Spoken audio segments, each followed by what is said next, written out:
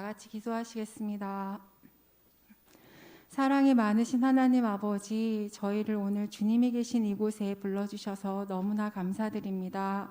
오늘 저희에게 기쁜 안식을 허락하셨사오니 저희가 주님이 허락한 이 안식일을 기쁘고 복되게 맞이할 수 있도록 저희의 마음에 함께하여 주시옵소서.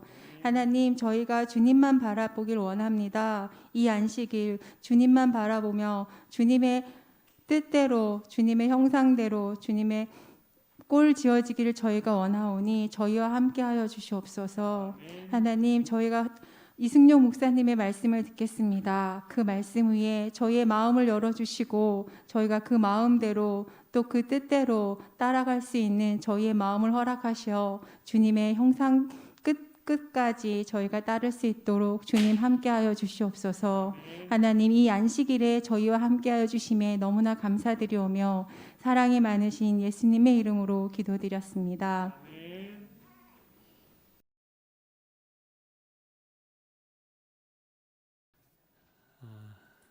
오늘 이 안식일 주님께서 주시는 평안을 우리 모든 분들이 경험하게 되길 간절히 기원합니다. 제가 여기 그림을 하나 보여드릴게요. 이 그림은 어떤 그림인가 하면요,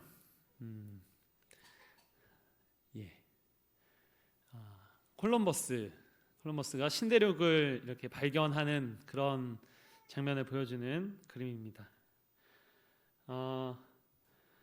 이곳은 그 유럽인들에게 꿈의 땅이었습니다. 이 땅은 어마어마하게 많은 황금, 보물이 있는 땅, 성경의 표현을 빌리자면은 젖과 꿀이 흐르는 땅, 그런 땅이었죠.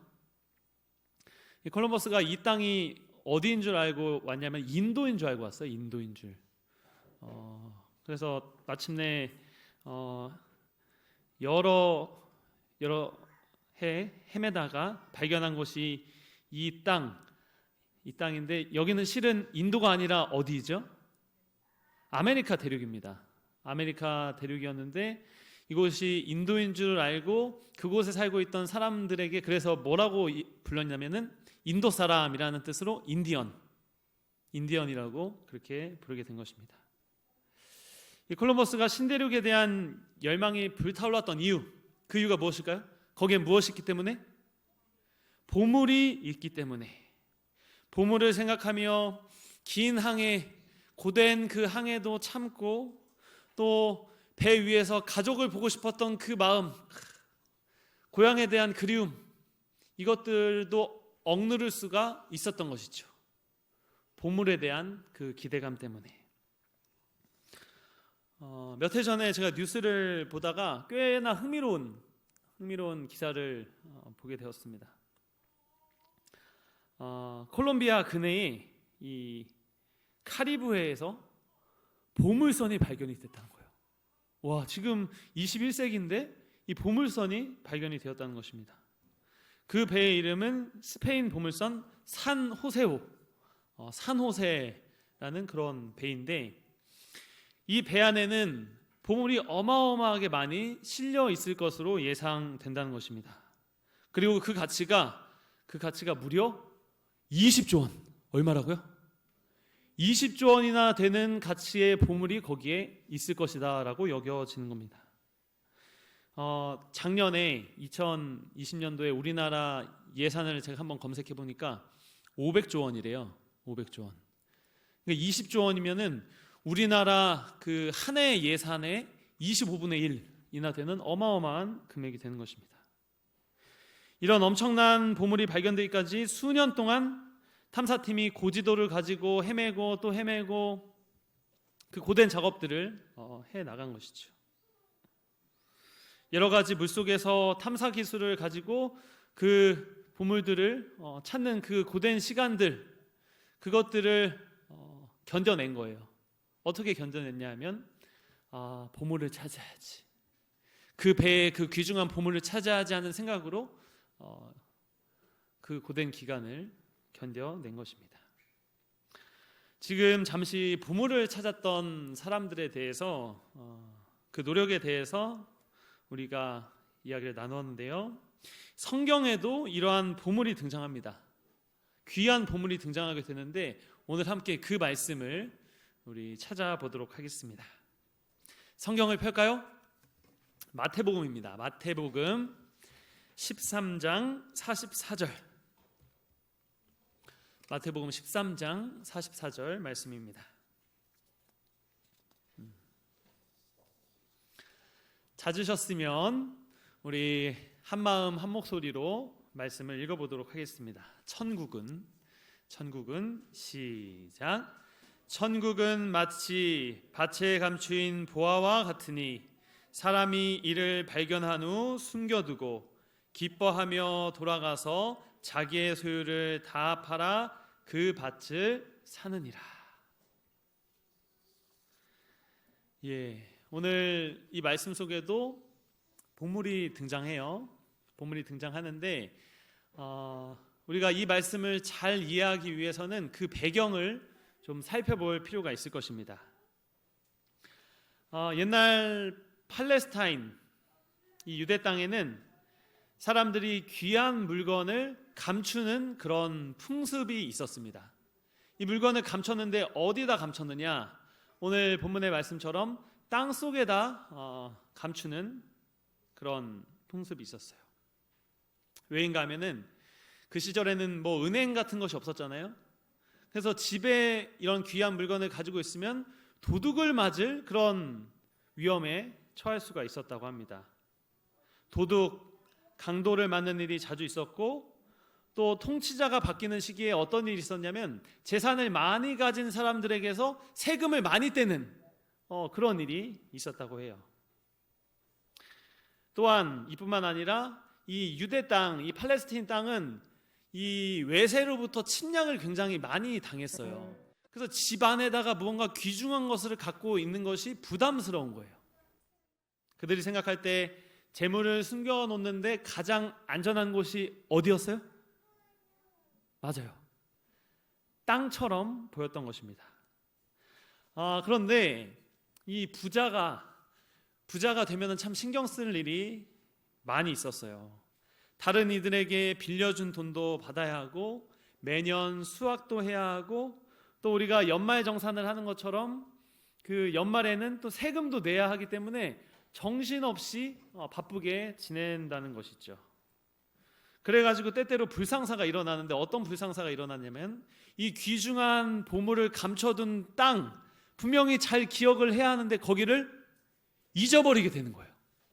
내가 분명 이 땅 어딘가에다 숨겨놨는데 보이지 않는 거예요.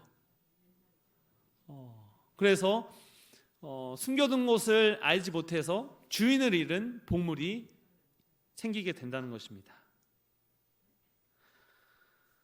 그리고 또 부자가 그 장소를 잘 기억을 하고 있는데 이 사람이 하루하루를 알지 못하잖아요. 어느 날 갑자기 그 부자가 죽게 된 거예요. 그런데 그 부자는 자신이 숨겨둔 그 장소를 누구에게도 말해주지 않고 그냥 죽게 된 것입니다. 또 그렇게 되어가지고 또 주인 잃은 보물이 생기게 되는 것입니다. 그렇게 주인 잃은 보물을 우연하게 누군가가 발견하게 된다면 정말 오늘날 로또를 맞는 것 같은 그런 기분이 들 것입니다.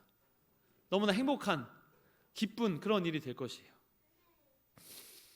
어떤 사람들은 농사지을 땅을 빌려서 이 소로 그 밭을 가는데 갑자기 이 밭을 가다가 그 땅에서 뭐가 보이는 것입니까? 보물이 보이게 되는 거예요. 그런데 그 밭의 주인은 그 땅에 보물이 숨겨져 있다는 사실을 알지 못하는 것입니다. 그때 이 땅을 빌린 사람은 이 보물을 그냥 그 자리에 그대로 둔 채 자신이 가지고 있던 모든 그 재산을 팔아가지고 이 땅을 구입을 하게 돼요. 왜요? 그 땅에는 뭐가 있으니까? 맞습니다. 그 땅에는 바로 보물이 있기 때문에. 그런데 주변의 그 이웃들이 그 사람의 모습을 보면 미친 사람 같아 보여요. 정말 그 좋은 집, 그 좋은 땅들을 다 팔더니 고작 산다는 게 뭐예요?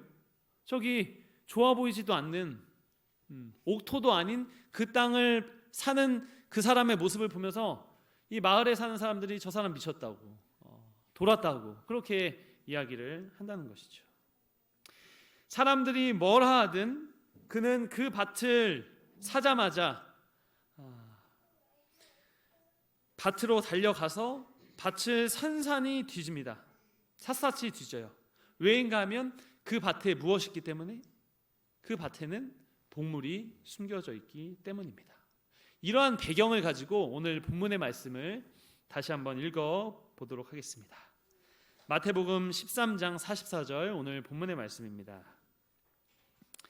천국은 마치 밭에 감추인 보화와 같으니 사람이 이를 발견한 후 숨겨두고 기뻐하며 돌아가서 자기의 소유를 다 팔아 그 밭을 사느니라. 이 비유의 말씀은 가치 있는 것을 얻기 위하여 우리가 노력을 해야 함을 알려주고 있습니다. 제가 금방 설명을 드린 것처럼 밭에서 보물을 발견한 사람은 그것을 얻기 위하여 자기가 가지고 있는 모든 것들을 팔아요. 그리고 그것을 팔고서 그 밭을 갖기 위하여 굉장히 노력을 하게 됩니다. 이와 같이 우리가 하늘의 보화를 얻기 위해서는 우리도 이 땅에서 우리가 가지고 있는 소중한 것들을 팔아야 함을 보여주고 있습니다. 그러면은 잠깐 우리가 이 비유를 조금 풀어보도록 하겠습니다. 제가 우리 앉아 계신 여러분들에게 한번 물어보도록 할게요. 이 비유에 나타나는 밭은 무엇일까요? 밭은 무엇일까? 누구 자신 있게 이야기해 줄 수 있는 분 있으신가요? 밭은 무엇일까? 예, 지금 다들 제 눈빛을 피하고 있는 것 같아요. 이 밭은 무엇인가 하면 성경입니다. 성경. 밭이 무엇이라고요? 성경입니다. 그러면은 이 밭에서 발견할 수 있는 보화는 무엇일까? 보물인데 이 보화는 무엇인가 하면 바로 성경 속에서 얻을 수 있는 진리를 이야기합니다. 농부는 밭에 있는 보물을 얻기 위해 밭을 샀습니다. 그리고 밭을 사기 위해 자신의 모든 소유를 팔았어요. 이 내용을 우리가 한번 풀어보도록 하겠습니다. 우리는 성경 말씀을 펴지요. 또 교회에 와서 이렇게 말씀을 듣습니다. 우리가 그렇게 하는 이유는 무엇인가 하면 성경 속에 나타난 진리를 우리가 발견하기 위하여 성경을 그렇게 묵상하는 것입니다. 이 성경을 연구하고 묵상하기 위해 우리가 시간을 투자하고 또 어딘가로 가서 그 말씀을 펴게 돼요. 그런데 우리가 그러한 일들을 할 때에 사단도 가만히 있지 않는다는 것입니다. 우리가 성경을 펼 수 없게 또 교회에 와서 말씀을 들을 수 없게 우리를 방해한다는 거예요. 세상에 재미있는 것들, 오늘날 핸드폰이 될 수도 있고 TV도 될 수도 있고 또 안식일에 친구랑 놀러 가는 그런 일도 될 수 있을 것입니다. 이러한 일들을 통하여 우리로 하여금 하나님 말씀에 가까이 나아가지 못하게 하는 것이 사단이 하는 일입니다. 그런데 오늘 본문의 이 내용은 이 성경 말씀을 연구하기 위하여 이 말씀을 연구하는데 방해되는 일들을 다 포기하는 그러한 모습을 우리에게 보여주고 있어요. 자신이 가지고 있는 것들을 팔아서 그 밭을 샀어요. 밭은 무엇이라고 했죠? 성경입니다. 그리고 그 밭으로 가서 하나님의 말씀에 파묻혀서 진리를 연구하는 그 모습을 오늘 우리에게 나타내 보여주고 있습니다. 비유의 말씀 속에서 예수님은 우리에게 우리가 어떻게 살아야 할지를 말씀해 주고 계십니다. 포기할 것은 포기하며 살아가라고 말씀하시는 것입니다. 진리를 알아가는데 방해가 되는 그 요소들을, 내가 하나님을 만나러 가는데 방해가 되는 요소들을 내려놓으라고 오늘 말씀은 우리에게 전하고 있는 것입니다. 그런데 우리가 성경을 보게 되면, 또 역사를 보게 되면 많은 사람들이 그것들을 포기하지 못했던 모습을 보게 됩니다. 우리가 잘 알듯이 유대인들이 그랬어요. 유대인들에게 하나님께서 제사 제도를 가르쳐 주시고 성경을 주시고 진리를 소유하게 해 주셨지만 그들은 그 말씀 속에서 예수님을 발견하지 못했습니다. 왜인가 하면 그들에게는 예수님을 발견하는 일보다 그 말씀을 통하여 자신을 높이는 일, 말씀을 통하여 자기 자신을 드러내는 일이 더 소중했기 때문에 이 땅에 오신 예수님을 발견하지 못했던 것입니다. 그리고 예수님을 발견하지 못했을 때 그들이 한 일이 무엇인가? 2000년 전에 예수님을 십자가에 못 박는 일을 했다는 것이죠. 그 유대인들이, 서기관들이, 제사장들이 우리처럼 교회에 다녔을까요? 맞습니다. 교회에 다녔어요. 엄청 열심히 다녔어요. 안식일에는 그들이 불도 켜지 않았습니다. 그리고 안식일에는 멀리 나아가지도 않았어요. 왜냐하면 안식일은 소중한 것이기 때문에 그들이 그렇게 지켜나가면서 생활했어요. 그들이 열정적으로 신앙을 했습니다. 그렇지만 말씀 속에 나타난 예수님을 발견하지 못하자 예수님을 십자가에 못 박는 그런 일들을 행하게 된 것입니다. 이러한 위험은 오늘날 우리에게도 있다는 거예요. 코로나 상황 속에서도 우리가 하나님 말씀을 듣기 위하여 이 성전을 찾았어요. 그리고 정말 열정적으로 반짝반짝하는 눈으로 예배를 드립니다. 그런데 만약 우리가 이 예배 속에서, 또 우리가 묵상하는 그 말씀 속에서 예수님을 발견하지 못한다면, 진리이신 예수님을 발견하지 못한다면 어쩌면 우리의 삶도 그 옛날 서기관의 삶, 바리새인의 삶과 다르지 않다는 것이죠. 함께 말씀을 찾아보겠습니다. 요한복음 12장 42절입니다. 그러나 관리 중에도 그를 믿는 자가 많되 바리새인들 때문에 드러나게 말하지 못하니 이는 출교를 당할까 두려워함이라. 여기에 나오는 이 관리들은 예수님이 하나님의 아들이라는 사실을 잘 알고 있었어요. 또 그렇게 믿고 있었습니다. 그런데 그들이 가진 것이 너무 많았어요. 내가 예수님을 메시아라고 고백하기에는 내가 잃을 것이 너무 많아. 그래서 예수님을 메시아로 고백할 수가 없었던 것입니다. 오늘날 우리에게 여러 가지 즐거움들, 나를 기쁘게 하는 많은 것들이 있을 수 있어요. 그것 때문에 내가 예수님께로 나아가는데 방해가 되는 많은 것들이 있을 수 있습니다. 오늘 이 시간 우리가 마음으로 결심하게 되길 바랍니다. 내가 그 옛날 우리의 믿음의 조상들이 했던 그러한 실수를 반복하지 않겠다. 나로 하여금 예수님을 만나지 못하게 하는 것들, 예수님께 나아가는 것을 방해하는 것들을 내려놓는 삶을 살겠다. 그런 결심이 우리 안에 있게 되기를 간절히 바랍니다. 제가 어린이 기도력을 보다가 굉장히 감동을 받게 되었는데요.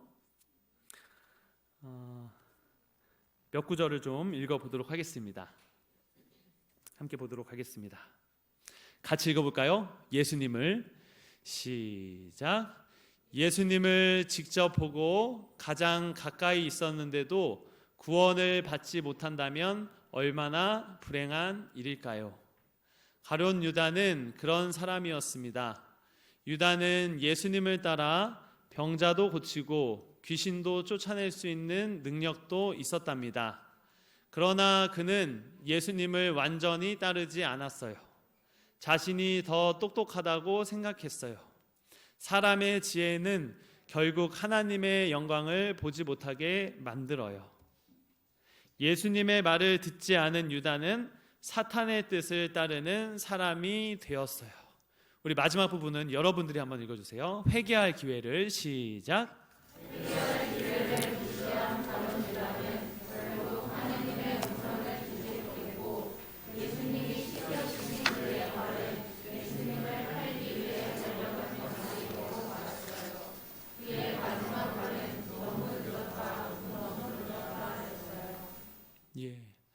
이 얼마나 안타까운 일입니까? 유다 하면은 예수님을 가장 가까이에서 모신 사람이에요. 그렇죠? 예수님의 제자 중에 한 명이니까요. 예수님이 병 고치시는 것도 보고 예수님께서 아픈 사람들의 마음을 위로해 주시는 것도 그가 가까이서 다 봤어요. 전부 다 봤습니다. 그런데 그랬던 유다가 예수님 대신에 세상의 눈을 돌렸을 때 그는 마지막에 저런 말을 하면서 죽게 된 거예요. 너무 늦었다. 너무 늦었다. 나는 예수님께로 더 이상 돌아갈 수 없다. 이런 말을 하면서 그가 죽을 수밖에 없었던 것입니다. 한 말씀 더 보도록 하겠습니다. 실물교훈 105쪽입니다. 같이 읽겠습니다. 하나님께서는 시작. 당신의 진리를 사람들에게 숨기지 않으신다. 사람들이 자기가 하고 싶은 대로 행하기 때문에 그 진리가 저희에게 분명하지 않게 된 것뿐이다. 우리 하나님께서는 하나님을 알던 알지 못하던 이 세상에 사는 모든 사람들에게 하나님을 알 수 있는 증거들을 나타내 보이셨어요. 천연계를 통하여 나타내 보이셨고 주변에 있는 사람들을 통하여 심지어는 우리가 가지고 있는 성경 말씀을 통하여 우리에게 알려주셨어요. 예수님이 계시다는 사실을 우리에게 알려주셨습니다. 그런데 우리가 왜 예수님이 계심을 알지 못하고 예수님이 뜻하신 바대로 걸어가지 못하는가? 금방 읽은 말씀에 의하면 우리가 그렇게 살기로 선택하지 않기 때문이에요. 이미 증거는 우리에게 주어져 있습니다. 예수님이 메시아이시고 메시아 되신 예수님께서 다시 오신다는 사실이 우리에게 주어져 있다는 것이죠. 이 사실을 우리가 알고 있다면 오늘 우리는 무엇을 해야 되는가? 우리가 핸드폰으로 다른 세상의 즐거움을 찾기 전에 이 말씀으로 돌아가야 한다는 것입니다. 이 말씀을 많이 읽을 필요가 없어요. 하루에 한 구절을 읽을지라도 이 말씀 속에서 하나님께서 예수님께서 나에게 무엇이라 말씀하시는가, 오늘 하루 나를 위하여 말씀해 주시는 그 음성을 들어야 한다는 것입니다. 그 일을 위하여 예수님의 비유에 나타났던 그 농부가 그랬던 것처럼 우리가 가지고 있던 것들을 팔고 가지고 있던 것들을 내려놓고 예수님께로 나아가게 되길 간절히 기원합니다. 세상이 이야기하고 있습니다. 교회가 이야기하는 것이 아니라 세상이 이야기하고 있어요. 마지막 때가 가까웠다고. 하나님을 알지 못하는 세상이 이 세상에 일어나는 일들을 보면서 마지막 때가 가까웠다고 이야기하고 있어요. 재림 준비, 또 마지막 때를 위한 준비, 그 첫걸음이 무엇인가 하면 하나님의 말씀으로 돌아가는 것입니다. 바라기는 여기 앉아 계신 모든 분들, 아이로부터 어른에 이르는 모든 분들이 이 시간 결심하게 되길 바랍니다. 내가 아침밥은 못 먹어도 저녁밥은 못 먹어도 이 말씀을 놓치지는 않겠다. 오늘 나에게 들려주시는 그 음성을 붙잡고 나아가겠다. 그렇게 결심하고 나아가는 우리가 되길 바라며 말씀을 줄이도록 하겠습니다.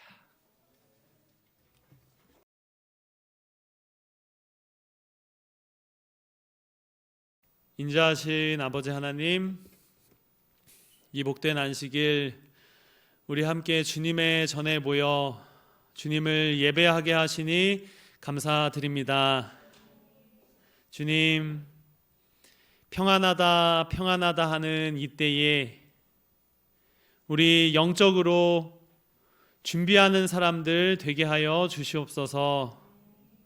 마지막 때 그 환난의 때를 준비하며 하루하루 주님 말씀을 펴고 주님께서 이끄시는 길로 걸어가는 우리 모든 1030 세대가 되게 하여 주시옵소서. 오늘 함께 아멘으로 화답하고 그렇게 살기로 결심한 모든 이들에게 성령 하나님 함께하여 주시길 그리스도이신 예수님 이름으로 기도합니다.